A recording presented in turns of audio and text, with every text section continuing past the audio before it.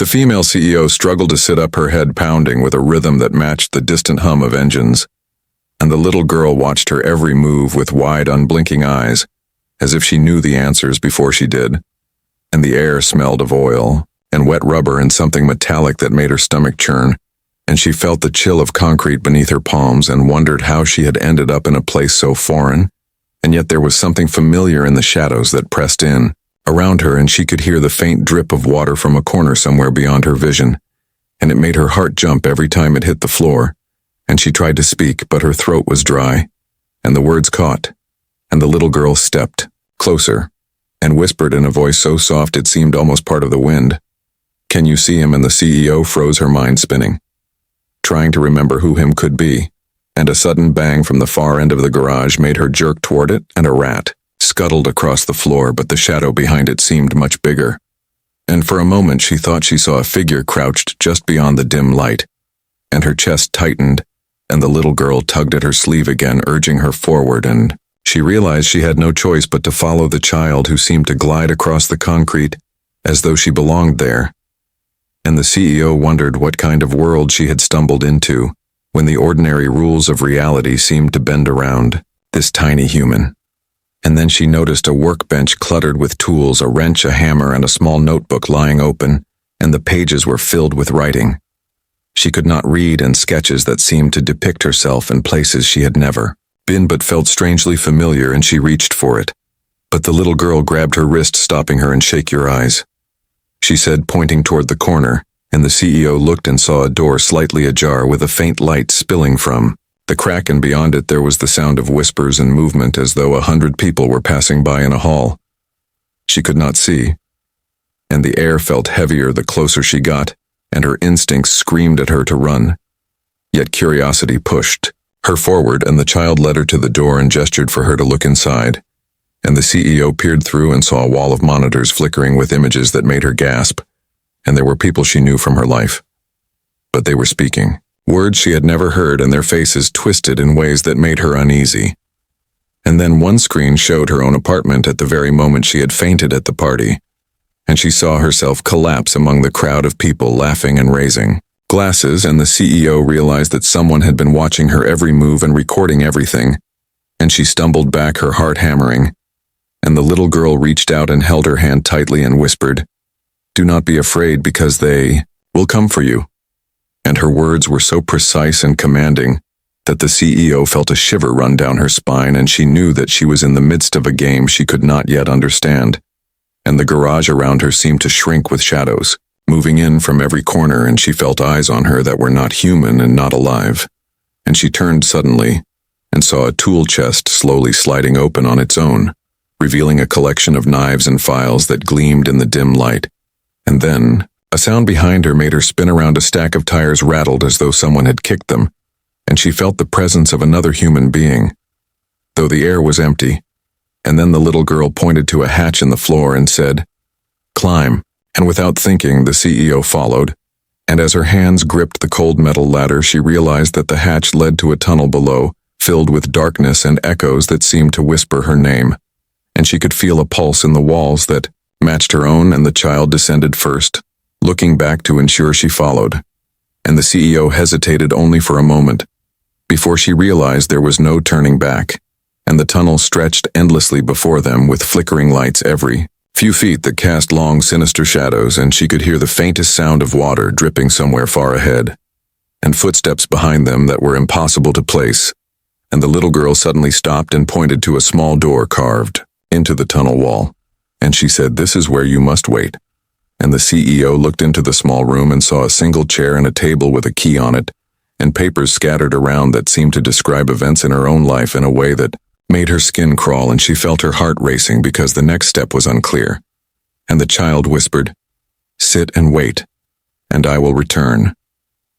And the CEO sat trembling in the chair as the door closed and darkness pressed in.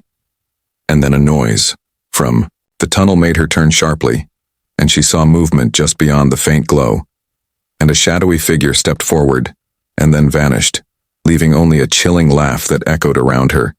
And she realized that the night was far from over, and The answers she needed were still hidden in the maze of shadows and whispers waiting just beyond her reach. The female CEO stayed seated in the small room, her hands gripping the edge of the chair, and the key on the table seemed to glow faintly under the dim light, and she could hear the echoes of footsteps from the tunnel outside, and each one made her pulse quicken, and the laughter she had heard before now returned softer this time, almost teasing as though it was coming from the walls themselves. And the little girl had disappeared, and the silence that followed was heavier than the shadows, and she realized that the moment she had feared was approaching, and the key seemed to hum in her hand as though alive, and she wondered what it could unlock, and the papers scattered across the table shifted slightly as if a breeze moved them, though no breeze existed, and she bent forward to read the scribbles that made little sense. And yet some words jumped out at her. The name of her company, her closest friends and enemies, and warnings she could not understand, yet felt like a threat. And then a noise from above the hatch made her start, and the ceiling vibrated slightly, and the faintest whisper called her name again, this time clearer, this time urgent, and she held her breath, and the walls seemed to lean in closer, and she could feel a pressure in her chest, as though the air itself was closing in. And then the hatch opened, and the little girl appeared, her eyes darker, now in her expression unreadable, and she gestured silently for the CEO to follow. And the CEO rose shakily, her legs weak and trembling as though she had been asleep for years, and she followed the child back into the tunnel.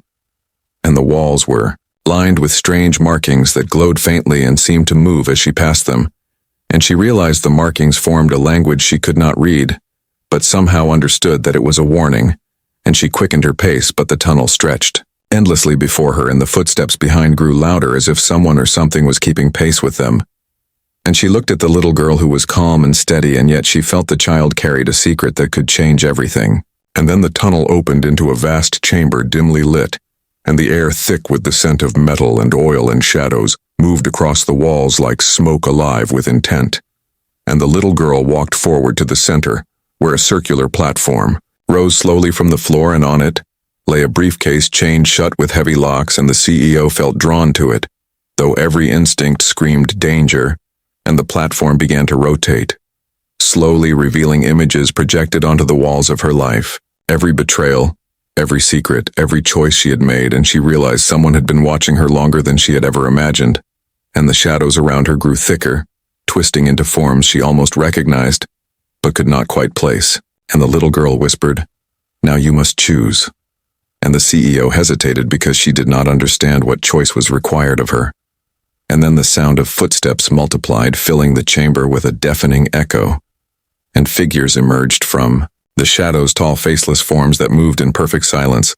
and the little girl stepped in front of her, shielding her body, and the CEO felt a surge of fear and adrenaline, and then the figures stopped, and a voice, low and distorted, spoke from everywhere and nowhere, telling her that the key she held was the only way to unlock the truth.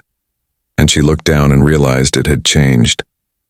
It was no longer a simple key, but a strange device, glowing with symbols that matched the ones on the walls. And she took a step forward, and the little girl squeezed her hand, and the platform rose higher, revealing a trapdoor beneath the briefcase, and she knew she had to open it. But did she dare? Because whatever lay beneath could destroy everything she believed about her life, and the shadows shifted again, forming shapes that seemed almost human. And the laughter returned louder now, echoing in every corner. And she took a deep breath and inserted the key into the briefcase lock. And it clicked open, and inside lay a series of documents, a small vial and a photograph of the little girl smiling in a place she did not recognize. And the walls trembled slightly, and the shadows surged as if the room itself were alive. And the little girl stepped closer and whispered the words that made her freeze. This is only the beginning, and the CEO realized that the night had not ended, and the world she had known was gone forever, and the next step would lead her into darkness deeper than she could imagine, with secrets that were meant to stay hidden, and she could feel the weight of every choice pressing on her. And as she reached for the vial, the shadows lunged forward, and the chamber plunged into silence, leaving